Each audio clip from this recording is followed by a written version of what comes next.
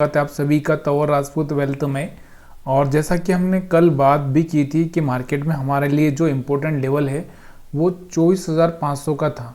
अगर आपको पता होगा तो कल हमने यहाँ पर कि मैं यहाँ तक आ सकता है मार्केट, ऐसी हम सोच रहे थे, लेकिन मार्केट इससे कहीं ज़्यादा नीचे आया। अगर हम देखें यहाँ पर तो चलिए यहाँ पर हम देखते हैं कि हमको लग रहा था कि ये कहीं ना कहीं इस लेवल को टेस्ट कर सकता है। कौन सा? जो ये वाला लेवल था 24,500 का। लेकिन मार्केट ने आज क्या किया, यहाँ से गिर के और नीचे यहाँ पर आपको दिख रहा है 24,300 के आसपास आता हुआ आपको देखने को मिल रहा है। मतलब जो मूविंग एवरेज का जो सपोर्ट लेकर ये ऊपर गया था, फिर से उसी मूविंग एवरेज के सपोर्ट पर आ चुका है। ठीक है, चलिए आज हम किस तरह से ट्रेड प्लान कर सकते थे, कैसे हम लोग यहाँ पर ट्रेडिंग प्लान कर सकते थे, वही हम देखते हैं यहाँ पर। तो यहाँ पर सबसे पहले हम लोग बड़ा चार्ट लगा लेंगे और अब यहाँ पर हम लोग स्टार्टिंग में जाएंगे। देखिए कल हमने जो बात की थी कि हमारे पास में जो एसएल है, जो बायर्स के एसएल है, तो कहीं ना कहीं मैं यहाँ पर सोच रहा था कि यहाँ पर ये जो बायर्स को परेशान करने के लिए यहाँ पर आ सकता है। और इसने क्या किया, यहाँ तक के भी बायर्स जो यहाँ पर आए उनको भी निकाल दिया। और इसके बाद मैं यही सोच रहा था कि यहाँ तक आने के बाद में मार्केट यहाँ से रिवर्स करना चाहिए।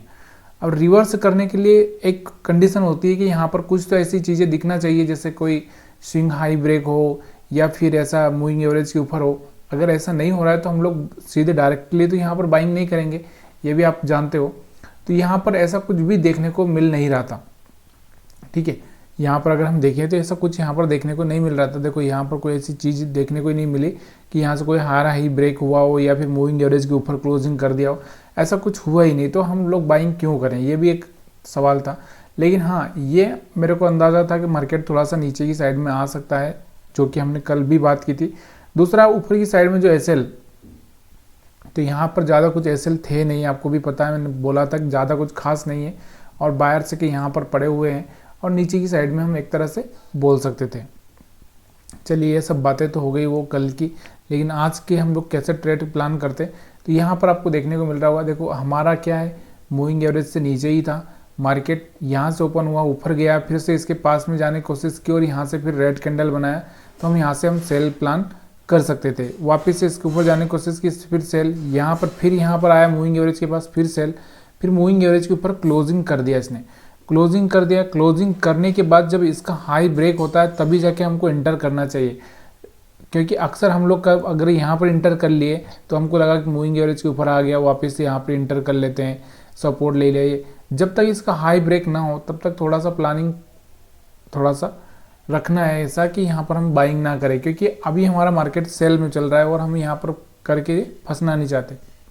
दूसरा का स्विंग हाई भी अगर हम देखेंगे तो ये स्विंग हाई, ये स्विंग हाई, ये स्विंग हाई, और इसके ऊपर ये, और इसके ऊपर ये, और इसके ऊपर ये, कहीं पर भी कोई स्विंग हाई इस तरह से कोई ब्रेक नहीं हो रहा है। यानी कि हम बोल सकते हैं डब्ल्यू पैटर्न सीधे हम बोल सकते हैं, या एन पैटर्न हम बोल सकते हैं। क्यों मैं एन और डब्ल्यू पैटर्न, इससे पहले मैंने बहुत पहले बताया आपको एन पैटर्न क्या होता है और कैसे ये यहाँ पर एक अच्छा सा पैसा बनाया जा सकता है। डब्ल्यू पैटर्न पे आप किस तरह से प्लान कर सकते हो। तो यहाँ पर आपको दिख रहा होगा, हमेशा आपको दिख रहा होगा एम पैटर्न ही बनता हुआ दिख रहा है, कोई डब्ल्यू पैटर्न यहाँ पर बनता हुआ नहीं दिख रहा था। ठीक है, तो यहाँ पर आपको देखने को मिल रहा है, यहाँ पर एक सेलिंग का मौका था। जब ये रेड कैंडल बना तो फिर यहाँ पर सेलिंग का मौका था और यहाँ पर भी एक सेलिंग का मौका था। तो यहाँ पर कहीं ना कहीं मूविंग एवरेज हमारे लिए बहुत सपोर्ट का काम करता है। देखिए कभी कभी नहीं करता है, ये हमेशा कोई चीज़ हमेशा वर्क नहीं करती, थोड़ा एनालिसिस अपना भी रहना ज़रूरी है। तो यहाँ पर बढ़िया काम किया, यहाँ पर भी बढ़िया काम किया, यहाँ पर भी बढ़िया काम किया और यहाँ पर भी बढ़िया काम किया। और यहाँ पर थोड़ा सा आपको ट्रैप करने की कोशिश की थी इसने, अगर आपने एसएल यहीं पर रखा होगा तो यहाँ पर आपका एसएल, लेकिन अगर आपने इसके ऊपर एसएल रखा होगा तो वो भी यहाँ पर नहीं हुआ होगा हिट। तो यहाँ से निफ्टी 50 का चार्ट बहुत ही सिंपल है, कुछ ज़्यादा कुछ इसमें देखने की ज़रूरत ही नहीं है। ठीक है, दूसरा मैंने एसएल हंटिंग की बात कर ही दी आपको कि एसएल हंटिंग किस तरह से यहाँ पर प्लानिंग किया जा सकता था और कैसे प्लानिंग हुआ है। अब हम बात करते हैं बैंक निफ्टी की। तो बैंक निफ्टी पर चलते हैं और बैंक निफ्टी पर हम लोग 5 मिनट का चार्ट देखते हैं। और तो यहाँ पर 5 मिनट का चार्ट हम देखते हैं, तो यहाँ से आपको समझ में आएगा कि हम बैंक निफ्टी में, मैंने आपको कल शायद अगर आपको पता होगा तो मैंने यही बोला था कि यहाँ डबल टॉप बना है।